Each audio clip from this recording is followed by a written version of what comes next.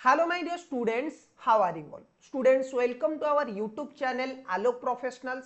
Students, कुछ दिन पहले मैंने बीकॉम 5th सेमेस्टर के बच्चों के लिए एक सब्जेक्ट का प्रोबेबल क्वेश्चन अपलोड किया था। कोर पेपर का प्रोबेबल क्वेश्चन मैंने अपलोड किया था।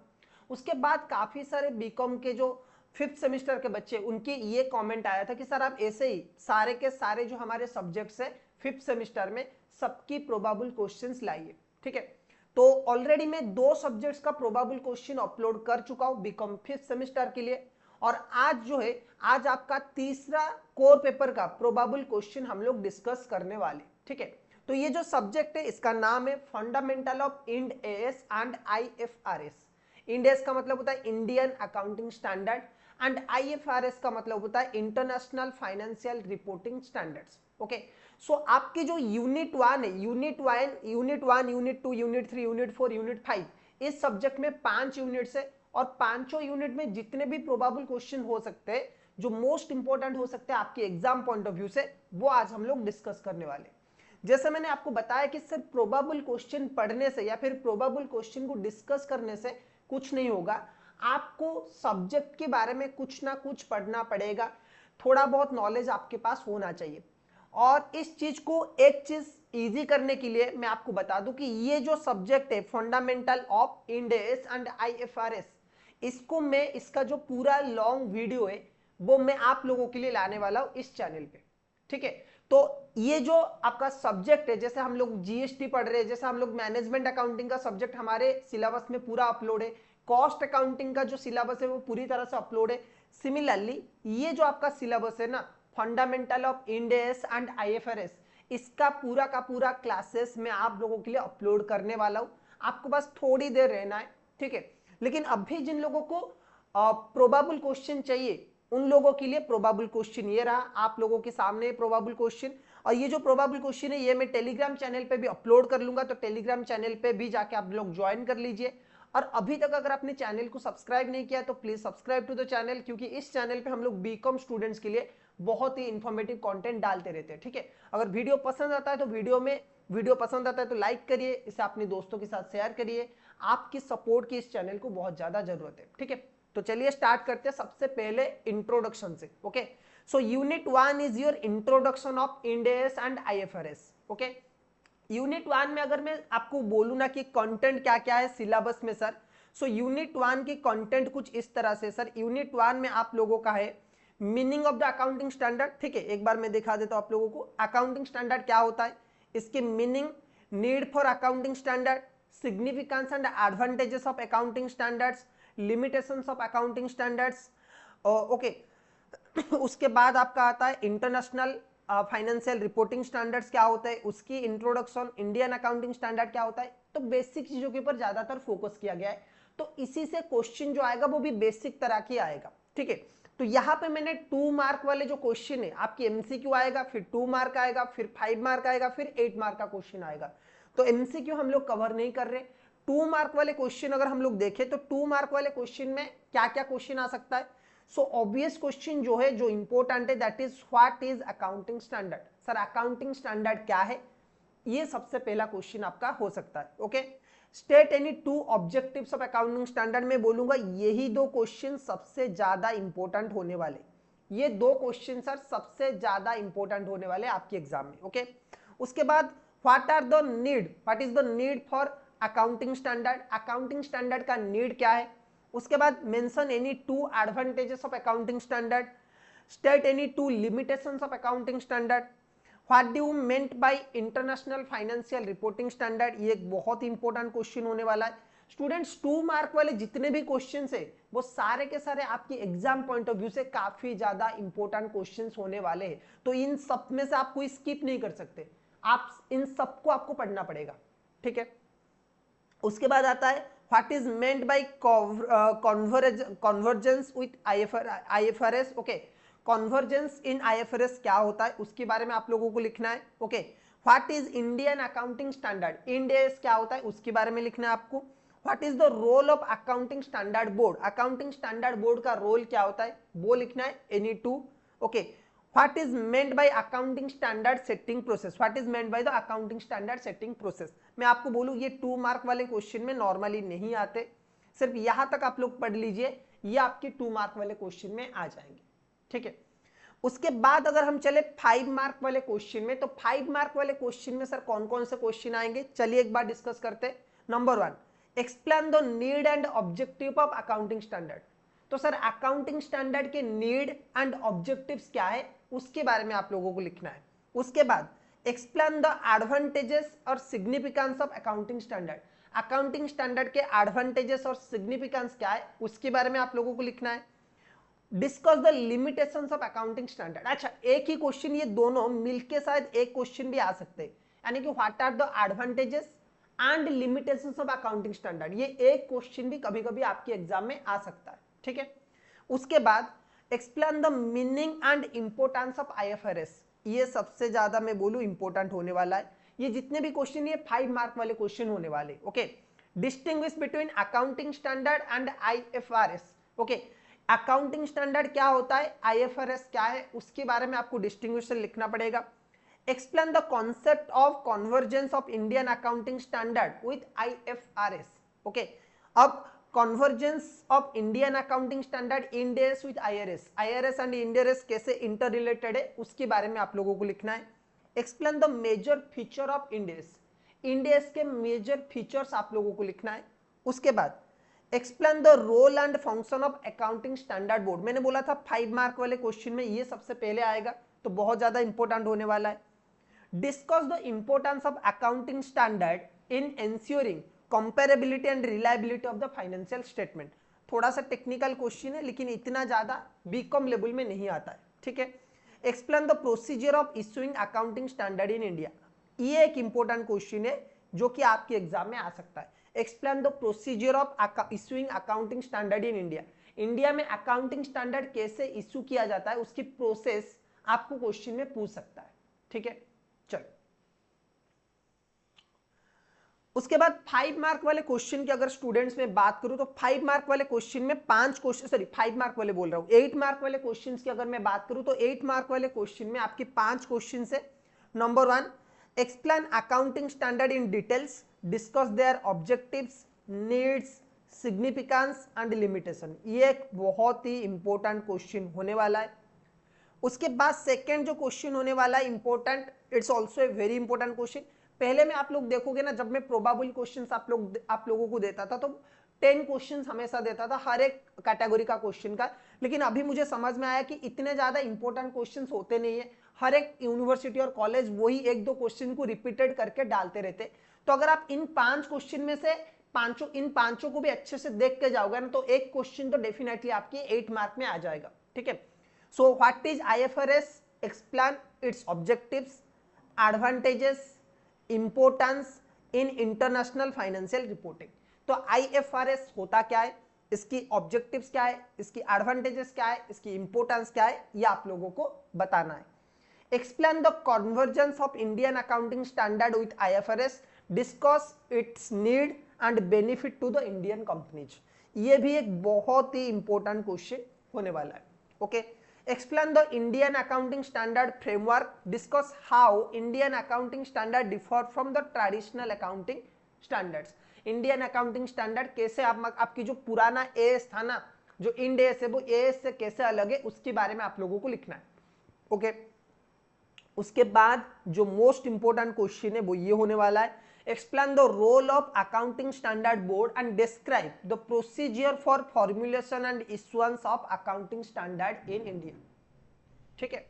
चलो सब, उसके बाद हम लोग चलते हमारे नेक्स्ट यूनिट पे, रेगुलेटरी फ्रेमवर्क, ओके। अब इसमें आपके बैलेंस शीट, फाइनेंशियल अकाउंट मतलब इनकम स्टेटमेंट, फाइनेंशियल जो फाइनेंशियल स्टेटमेंट है ना, income statement, balance sheet, cash flow statement, इसके प्रिपरेशन के ऊपर ज्यादा फोकस किया गया है, ठीक है। तो चलिए देखते हैं 2 मार्क वाले क्वेश्चन में क्या है। पहला है what is meant by framework for preparation and presentation of financial statement. So ये जो फ्रेमवर्क है presentation and preparation of financial statement, इसका मतलब क्या है, इसके बारे में आपको लिखना है। What is statement of profit and loss account, statement of profit and loss account क्या है। What is balance sheet, what do you mean by statement of change in equity, statement of change in equity क्या होता है, what is cash flow statement, cash flow statement क्या है, what are notes to accounts, notes to accounts क्या होता है, state any two objectives of financial statement, financial statement के दो ऑब्जेक्टिव्स आप बताइए, what is meant bye fair presentation of financial statement, fair presentation of financial statement का मतलब क्या है उसके बारे में बताइए, what is going concern assumption, going concern concept या फिर अजम्पशन क्या होता है उसके बारे में आपको बताना है, what is meant bye comparability of the comparability of the financial statement, financial statements की कंपेरेबिलिटी क्या होता है उसके बारे में आप लोगों को बताना है, ठीक है। अगर हम 5 मार्क वाले क्वेश्चंस की बात करें तो सबसे पहले पहला क्वेश्चन वही आएगा आप लोगों का, explain the framework for presentation explain the framework for preparation of the financial statement under Ind AS। so आपकी जो फ्रेमवर्क है ना फाइनेंशियल स्टेटमेंट प्रिपरेशन का, उसका फ्रेमवर्क आप लोगों को दिखाना है, ठीक है। कभी कभी यहाँ पे आपकी जो स्टेटमेंट है ना balance sheet and income statement का एज पर द कंपनीज जो मतलब कॉर्पोरेट अकाउंटिंग होता है ना, जो एज पर इंड एस जो बैलेंस शीट एंड जो आपकी शेड्यूल 3 वाला जो फॉर्मेट होता है ना इनकम स्टेटमेंट का एंड बैलेंस शीट का, वो आपको पूछ सकता है, ठीक है। Explain the objectives of financial statement, explain the major components of a complete set of financial statement. देखो यही मैं पूछ रहा था, ये क्या होता है नॉर्मली फॉर्मेट आपको पूछ लेता है कि भाई बैलेंस शीट का फॉर्मेट आप बताइए एज पर इंड एस और as per the accounting standard, okay. Explain the presentation requirement under Ind AS 1, Ind AS 1 के हिसाब से जो प्रेजेंटेशन ऑफ फाइनेंशियल स्टेटमेंट है वो कैसा होना चाहिए, उसकी रिक्वायरमेंट्स क्या है वो आपको बताना है। Explain the structure and content of A statement of profit and loss account, again वही है फॉर्मेट, कभी आपको बैलेंस शीट का फॉर्मेट पूछ सकता है, कभी आपको कैश फ्लो स्टेटमेंट का फॉर्मेट पूछ सकता है, कभी आपको इनकम स्टेटमेंट का फॉर्मेट पूछ सकता है, okay, statement of the profit and loss account.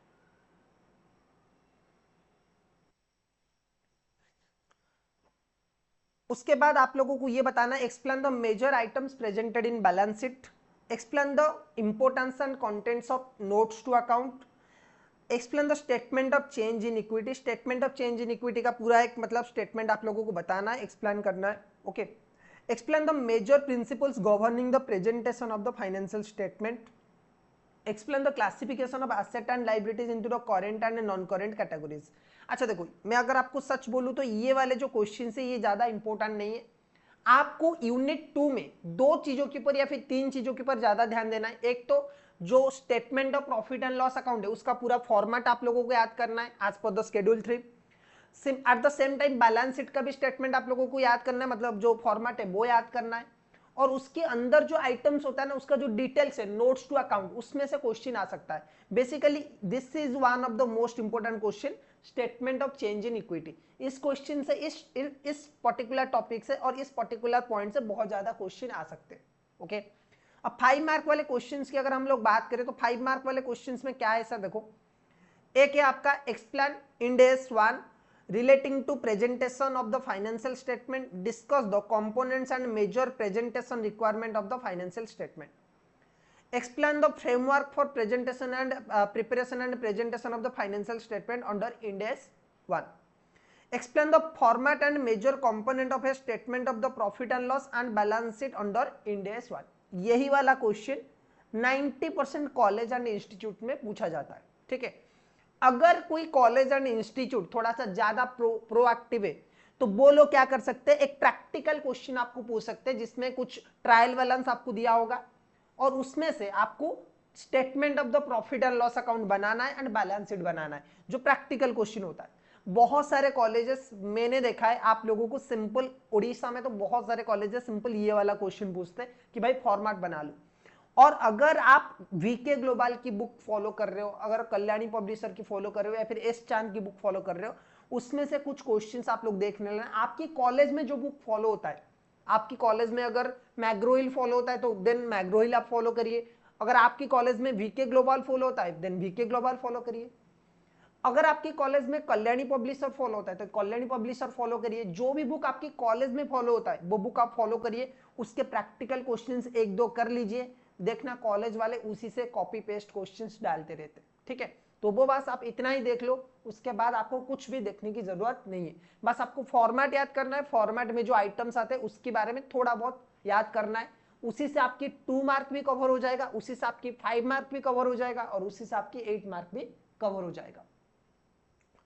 उसके बाद चलते हैं unit 3, provisions under accounting standards for items appear in financial statements. Okay, so items जो कि फाइनेंशियल स्टेटमेंट में आते हैं उनके बारे में क्या क्या प्रोविजंस है वो आप लोगों को यूनिट 3 में पढ़ना है। जैसे कि what do you mean by revenue recognition, what is meant by net realisable value NRV of the inventories. Basically इसमें बहुत सारे इंड एस के बारे में आप लोगों के सिलेबस में दे रखा है और क्या क्या दे रखा है मैं आपको बताता हूं।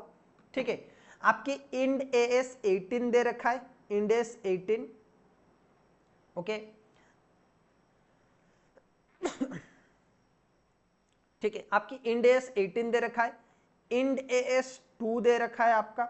ओके, उसके बाद इंड एस 18, इंड एस 2, उसके बाद आपका इंड एस 23, इंड एस 23 दे रखा है, इंड एस आपका 38 दे रखा है, उसके बाद इंड एस आपका 27, उसके बाद इंड एस 37।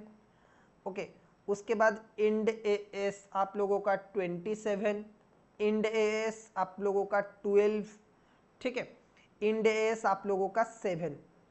इतने सारे आपकी इंडेस के बारे में दे रखा है, आपको बस छोटा मोटा मतलब इनके बारे में ओवरव्यू लेना है, आपको पूरा डिटेल स्टडीज नहीं करना है, ओवरव्यू लेना है। सो वही है Ind AS, what is property plant and equipment. Ind AS 16 भी है, इंडेस 16 जो कि प्रॉपर्टी प्लांट एंड इक्विपमेंट के ऊपर है। ओके, सो इंडेस 16 है। What you mean bye depreciable amount, depreciable amount क्या होता है, ये भी इंडेस 16 में ही आता है। तो कौन कौन से क्वेश्चन है, what is meant by revenue recognition, what is meant by net realizable value of the inventory, what is property plant and equipment, what is meant by depreciable amount, okay, what is qualifying asset in relation to borrowing cost, what is intangible asset, what is meant by provision, what is EPS earning per share, what is separate financial statement. Okay, so these are the important questions. What is meant by deferred tax, ये इंडेस 12 का है। Okay, so इसमें आपकी total 10 question है और ये हर एक इंडेस में कुछ ना कुछ इंपॉर्टेंट टॉपिक्स है जिसके बारे में आप लोगों को पढ़ना है। ओके, प्रोबेबल क्वेश्चंस अगर 10 मार्क मतलब 5 मार्क वाले क्वेश्चंस की हम लोग अगर बात करें तो इसमें भी वही आएगा। ठीक है, थोड़ा सा डिटेल में आप लोगों को यहाँ पे लिखना पड़ेगा। Explain the basic principles of revenue recognition, explain valuation of the inventory under Ind AS 2, explain the treatment of cost of inventories, explain recognition and measurement of the property plant and equipment, explain the different methods of depreciation and factor affecting depreciation, explain the treatment of borrowing cost relating to qualifying asset, explain the recognition criteria of an intangible asset, explain the recognition and measurement of the provisions, explain the concept and calculation of basic EPS and diluted EPS, explain the treatment of income tax, deferred tax under Ind AS. Okay, उसके बाद आपका आता है probable question 8 mark वाले और इसमें भी आपके 5 क्वेश्चंस है।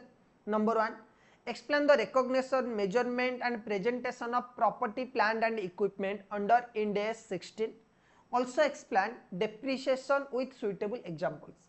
ओके, उसके बाद आपका आता है explain the principles of inventory valuation under Ind AS 2, discuss the cost of inventory, net realisable value and valuation of the inventory with practical illustration.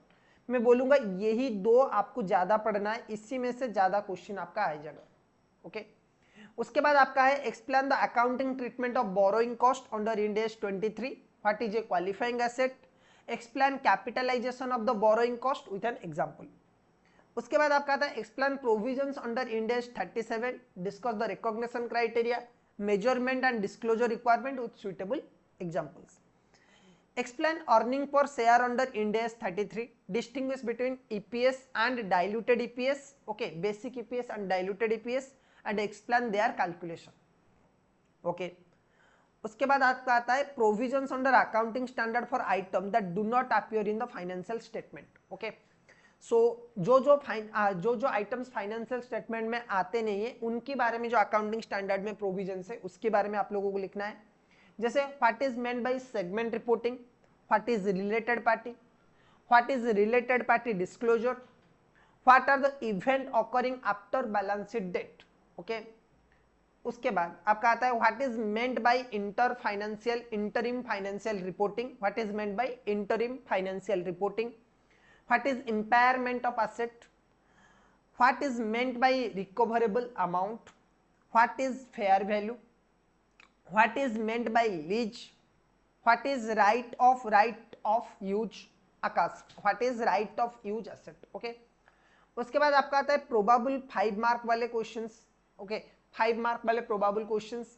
अब स्टूडेंट्स अगर मैं बोलूं सच में तो these are the very high level of studies. अगर आपको CA में जब करना है ना, तो ये जो सिलेबस आपको दे रखा है, ये सिलेबस आपको ऐसे दे रखा है कि भाई अगर आप आगे जाके सीए में करते हो तो आपको ये सीए के फाइनल लेवल में, इंटर लेवल में पढ़ना पड़ेगा। ठीक है, तो यहाँ पे बीकॉम में 3rd सेमिस्टर में ये दिया गया, मतलब 3rd ईयर में आपको दिया गया है, तो बहुत अच्छी बात है। बस पॉइंट ये है कि आपको पढ़ना है डिटेल में। और होता क्या है ना कि अगर बहुत सारे स्टूडेंट्स ये मुझे बोलते हैं कि सर आप क्यों डिटेल में नहीं पढ़ाते, आप तो बोलते हो कि प्रोबेबल क्वेश्चंस नहीं फॉलो करना चाहिए, आप खुद ही प्रोबेबल क्वेश्चन देते हो लेकिन आप क्लासेस नहीं करवाते हो। स्टूडेंट्स देखो, मुझे पढ़ाने में कोई दिक्कत नहीं है। मैं अभी एक बीकॉम 3rd सेमिस्टर के लिए मैनेजमेंट अकाउंटिंग एक पेपर है वो पढ़ा रहा था। बहुत सारे बच्चे ज्वाइन ही नहीं करते। अगर बहुत सारे बच्चे आप प्रोबेबल क्वेश्चन, ये जो प्रोबेबल क्वेश्चन है ना, ये जो वीडियो है ना, इसी में आप लोग यहाँ तक अगर आप देख रहे हो तो आप कमेंट करिए कितने बच्चों को इसका क्लास चाहिए। अगर आप यहाँ तक देख रहे हो और 50 से ज्यादा बच्चे रेगुलरली अगर क्लासेस देखेंगे तो किसी को मोटिवेशन आएगा कि भाई हाँ मैं वीडियो बनाऊंगा, 50 बच्चे देख रहे हैं मेरे क्लासेस को, कुछ लर्न कर रहे हैं वो लोग। लेकिन अगर आप कुछ भी लर्न नहीं करोगे, कुछ भी आपको पढ़ने की जरूरत नहीं है, अगर आप सिर्फ प्रोबेबल क्वेश्चन बेसिस पे जाके पास हो जाओगे ना, तो कोई टीचर क्यों पढ़ाएगा। ठीक है, आप समझ रहे हो। जो साइंस के जो टीचर्स होते हैं, जो यूट्यूब में फ्री में पढ़ाते हैं, जो आर्ट्स के पढ़ाते हैं, वो क्यों पढ़ाते हैं? क्योंकि उनके व्यूज बहुत ज्यादा जाता है।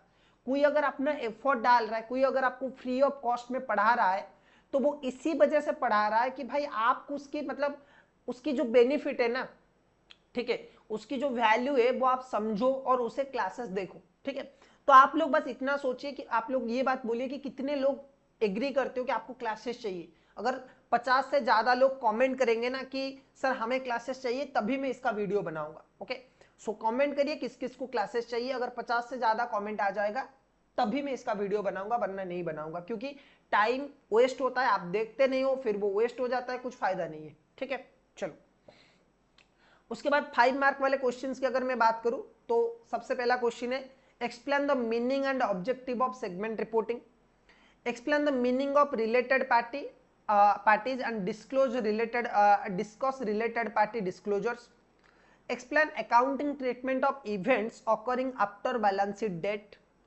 explain the objectives and content of interim financial reporting, explain the objectives and contents of interim financial reporting, explain the concept of impairment of asset, explain the meaning of revocable amount and impairment loss, explain the concept of fair value measurement, explain the concept of fair value measurement, explain the major principles of accounting of lease, distinguish between financial lease and operating lease, explain the importance of disclosure relating to related party and segment reporting. Okay, so these are the very important questions. उसके बाद आता है 8 mark वाले questions, 8 mark वाले probable questions, जो क्या है explain the segment reporting in detail, discuss objectives, advantages and major disclosure requirements. मैं बोलूंगा ये क्वेश्चन सबसे ज्यादा इंपॉर्टेंट होने वाला है। उसके बाद दूसरा जो क्वेश्चन सबसे ज्यादा इंपॉर्टेंट होने वाला है वो है ये explain related party disclosure, who are related party and what information is required to be disclosed. Okay, explain related party disclosure, who are related parties and what information is required to be disclosed. Okay, उसके बाद आता है explain event occur after the balance sheet date and distinguish between adjusting and non adjusting event with suitable examples. Okay, उसके बाद आपका आता है explain the impairment of the asset under Ind AS 36, discuss revocable amount, impairment loss and accounting treatment.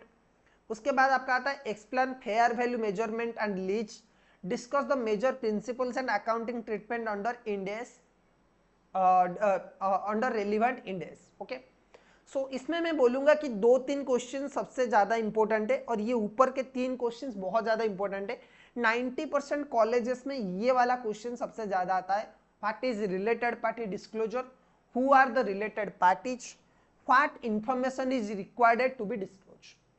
Point clear. चलो, उसके बाद आता है आपका यूनिट नंबर वी। ओके, और last unit basically corporate reporting के ऊपर है, कॉर्पोरेट रिपोर्टिंग प्रैक्टिस। ओके, तो ये वाला क्वेश्चन, ये वाला चैप्टर थोड़ा सा थ्योरेटिकल चैप्टर है और रिसेंट ट्रेंड्स में तो ये वाला चैप्टर बहुत ज्यादा इंपॉर्टेंट होने वाला है आपके एग्जाम पॉइंट ऑफ व्यू से। ठीक है, तो चलिए पहला आएगा what is corporate reporting, state any 2 objectives of corporate reporting, what is meant by corporate report, what is sustainability reporting, what is triple bottom line reporting, triple bottom line reporting क्या होता है, what is global reporting initiative, what is ESG reporting, ESG मतलब economic मतलब environmental, sorry economic बोल रहे, environmental social governance. Okay, what is integrated reporting, what is business responsibility reporting, what is management discussion and analysis, MD and A. Okay, ये क्या होता है।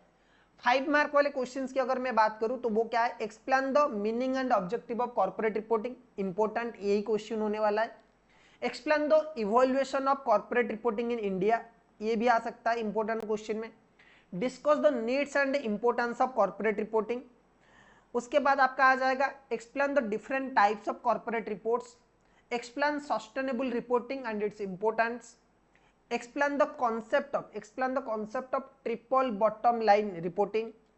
उसके बाद आपका आ जाएगा explain the role and importance of global reporting initiative, explain ESG reporting, ये आज के टाइम पे सबसे ज्यादा ट्रेंड में है तो इसी से क्वेश्चन आ सकता है। explain ESG reporting and its 3 major components, explain ESG reporting and its 3 major components, right।